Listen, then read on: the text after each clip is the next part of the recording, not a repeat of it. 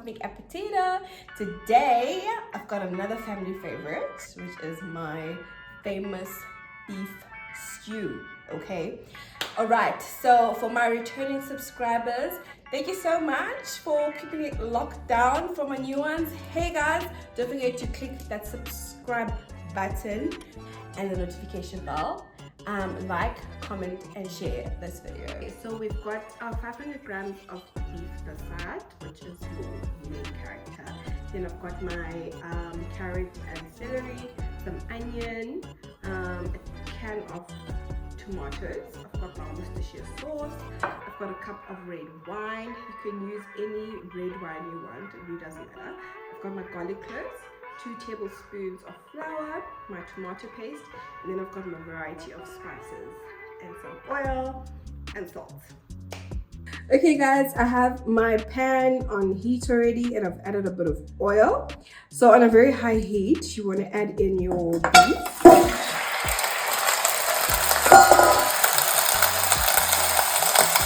Yeah. So you're adding your beef, and this stage is called browning, right? So we're just going to add in a bit of Cajun seasoning, my absolute favorite. So we go in with that, just to sort of marinate your meat. And then we're going with a bit of salt for taste. So you add your black pepper.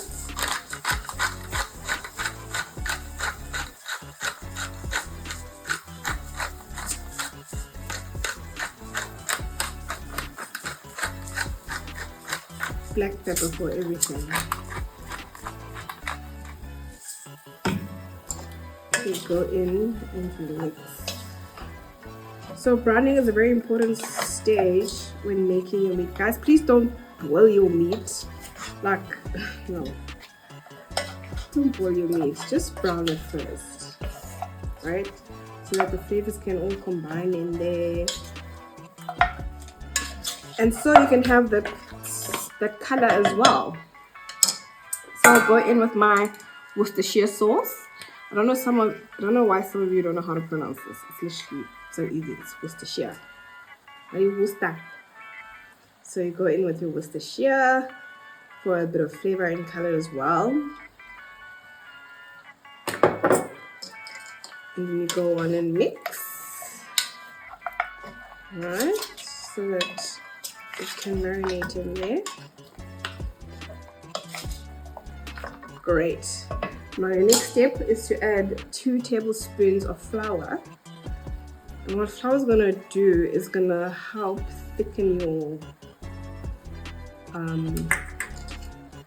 your stew.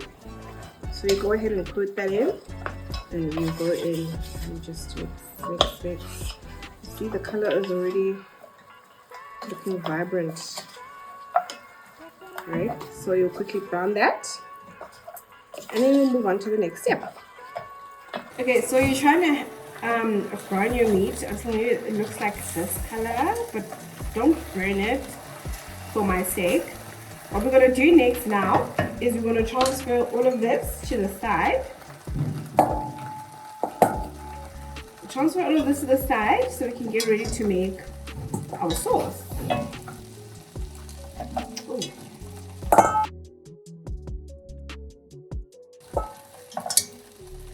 So we're moving on to our next step now, which is the sauce.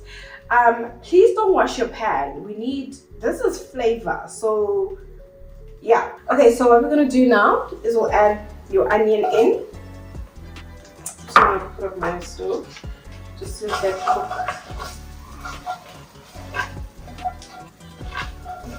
Let's let that cook in there.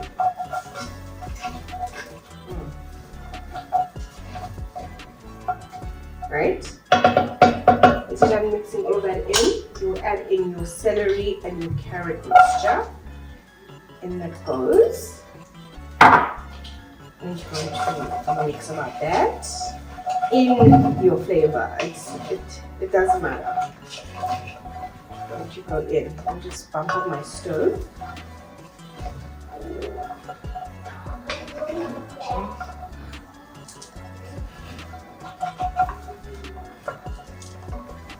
Okay, so just let that simmer in there until it's nicely cooked.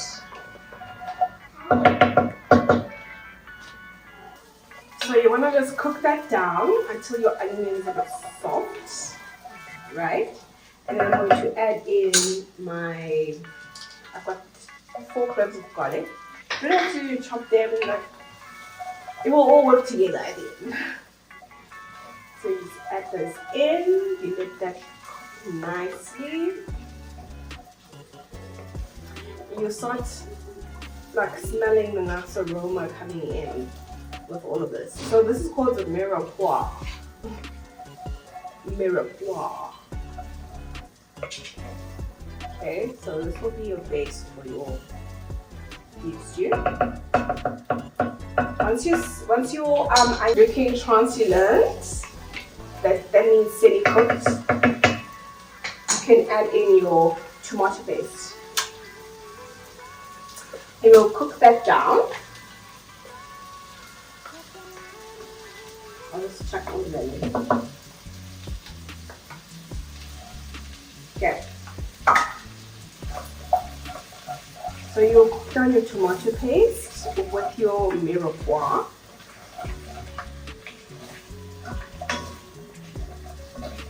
Tomato paste is also good for adding more flavor and also thickening your stew. Beautiful. So you let that cook for maybe 3 minutes or so, and then we'll be back. So your mirepoix needs to be looking like this now, nicely cooked down. The next step now is you're going to add your spices. So I've got a veggie spice here. I'll just chuck that in there. Then I've got rosemary and olive seasoning. I absolutely love the spice range from Ina Palmen.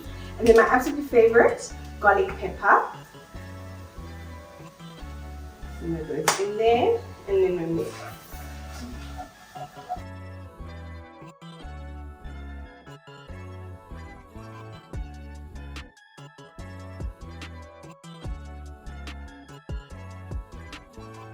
Okay guys, when you see me adding my spices, I'm obviously adding to, my liking.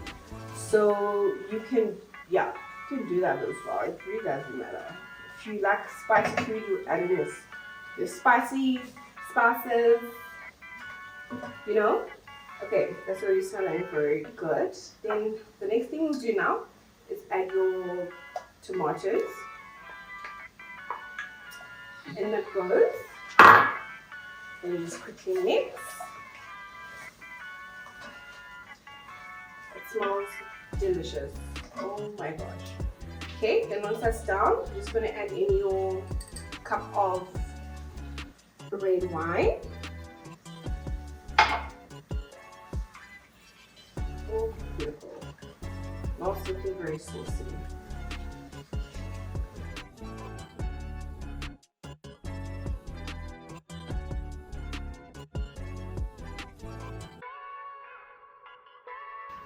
Look at that, guys.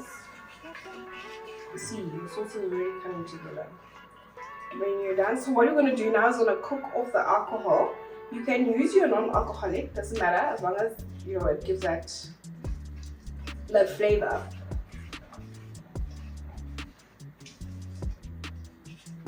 Great. Now what we're going to do now, once that's cooked down, you're going to add in your beef.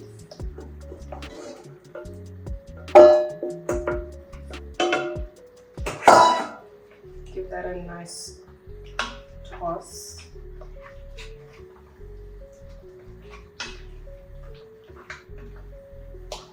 Look at that.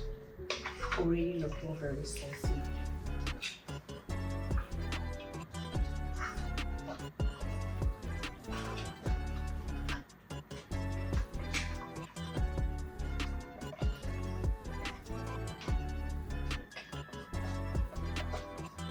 And then you're pretty much done. Make sure you taste along the way so that your food is not too salty or, you know.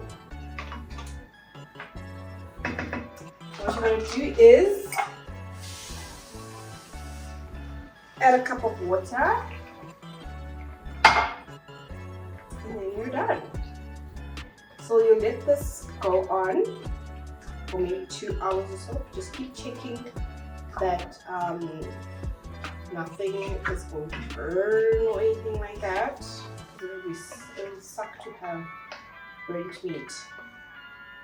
So there you have it. You'll leave that to simmer for about 2 hours or so until your meat is nicely and tender. And yeah, cover that up. Okay guys, and that's it for this week's video. I'm gonna let that cook for about 2 hours or so until your meat is nice and tender. Just keep checking it. If it gets dry, just add a cup of water, and yeah, just keep going.